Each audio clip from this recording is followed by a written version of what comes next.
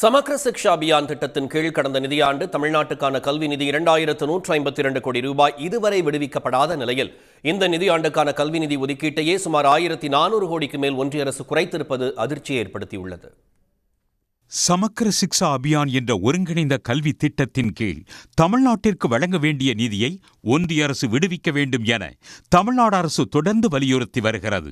இது தொடர்பாக உச்சநீதிமன்றத்தில் தமிழ்நாடு அரசு வழக்கு தொடர்ந்துள்ள நிலையில் அண்மையில் நிதி ஆயோக் கூட்டத்தில் பங்கேற்க டெல்லி சென்ற முதலமைச்சர் மு.க. ஸ்டாலின் கல்வி நிதியை விடுவிக்குமாறு பிரதமர் மோடியிடம் வலியுறுத்தினார். இருப்பினும் நிதியை ஒன்றிய அரசு விடுவிக்காமல் உள்ள நிலையில் 2025-26 நிதியாண்டில் தமிழ்நாட்டுக்கான சமக்ர சிக்ஷா அபியான் திட்ட நிதி ஒதுக்கீட்டையே ஒன்றிய அரசு குறைத்திருப்பது அதிர்ச்சியை ஏற்படுத்தியுள்ளது.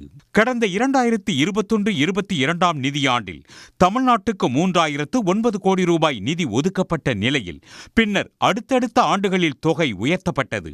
கடந்த நிதியாண்டு 4150 கோடி ரூபாய் நிதி ஒதுக்கப்பட்ட நிலையில் 2025-26 நிதியாண்டுக்கான ஒதுக்கீடு 2734 கோடி ரூபாயாக குறைக்கப்பட்டுள்ளது.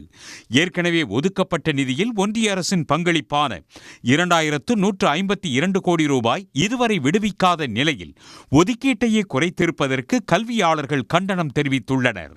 வளர்ந்த மாநிலங்களுக்கு கல்விக்கான வளர்ச்சிகளுக்கான நிதிகளை கை வைக்கும் பொழுது அந்த மாநிலங்களின் வளர்ச்சியை நம்ம தடுத்து நிறுத்துவதற்கு சமமாகும். இந்த கல்வி இதுக்கான நிதி நமக்கு கொடுக்கவும் இல்லை, ஏற்கனவே கொடுக்கவும் இல்லை. கொடுத்த நிதியையும் குறைக்கிறாங்க அப்படின்னா இது வளர்ச்சி பாதையிலேருந்து நம்மளை டீவியேட் பண்ணி நீங்கள் வளராதீங்க, நீங்கள் கீழே வாங்க அப்படின்னு அவங்க ஸ்டேட் மாதிரி இழுக்கிறாங்க. ஆனால் என்னை பொறுத்த வரைக்கும் அரசியலுக்கு அப்பாற்பட்டு மத்திய அரசு மாநில அரசுகள், அதுவும் வளர்ந்த மாநிலங்களுக்குரிய கல்வி தொகையை உடனடியாக ரிலீஸ் பண்ணும். அதில் கட் பண்ணுறது அப்படிங்கிறது ஏற்புடையதில்லை.